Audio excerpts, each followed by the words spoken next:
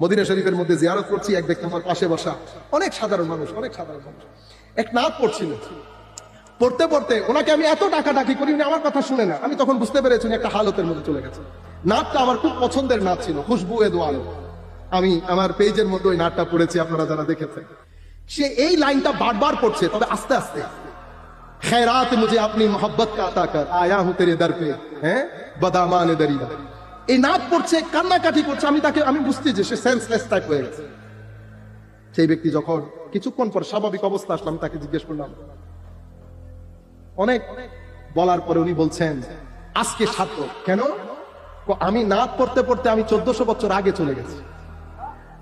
হায় হায়, আমি হুজরায়ে পাকের বাইরে নাত পড়ছিলাম, আমার মনে হচ্ছিল আমার নবী আয়েশা সিদ্দিকাকে বলছেন, আয়েশা বাইরে কে এসেছে একবার দেখো তো।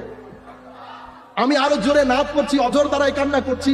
আয়েশা সিদ্দিকা রাদিয়াল্লাহু তাআলা আনহা আমার নাম নিয়ে বলছেন অমুক জায়গা থেকে অমুক এসেছেন।